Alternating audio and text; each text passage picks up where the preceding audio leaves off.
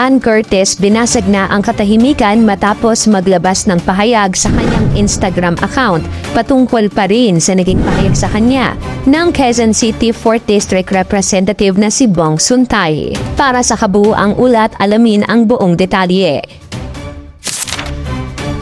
Matapos ang ilang araw na pananatiling tahimik, tuluyan nang naglabas ng pahayag ang actress at host na si Ann Curtis Smith sa kanyang Instagram account. Ito ay tugon sa naging viral na pahayag ni Quezon City 4th District Representative Bong Suntay sa isang House hearing, kung saan ginamit ng mambabatas ang pangalan ng aktres sa isang sexual analogy upang ipaliwanag ang konsepto ng imahinasyon at pagnanasa bilang depensa sa ibang issue. Sa kanyang post, direktang hinarap ni Ann ang issue ng objectification o ang pagtrato sa mga kababaihan bilang mga bagay lamang ng pagnanasa. Binigyang diin niya na bagamat pampublikong figura siya o public figure, hindi ito kailanman nagbibigay ng karapatan sa sinuman, lalo na sa ibang opisyal ng pamahalaan, na magbitiw ng mga bastos at mapangmaliit na salita sa ilalim ng katwirang analohiya o imahinasyon lamang. Aniya, ang ganitong uri ng pananalita sa loob mismo ng Kongreso ay sumasalamin sa malalim na kultura ng sexism na kinakaharap pa rin ng mga Pilipinas sa kasalukuyan.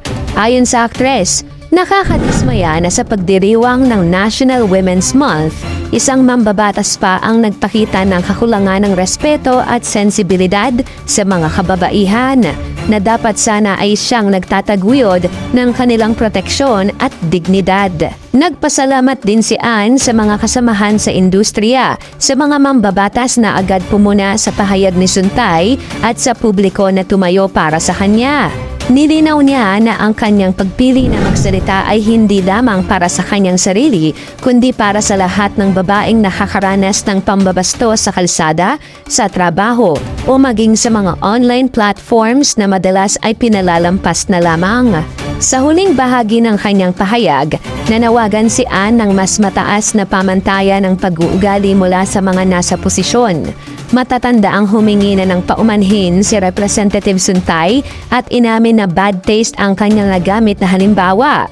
Ngunit para kay Ann at sa kanyang mga taga-suporta, ang tunay na pagbabago ay magmumula sa pagkilala na ang bawat babae ay may dignidad na dapat hindi ginagawang biro o halimbawa sa anumang usapin.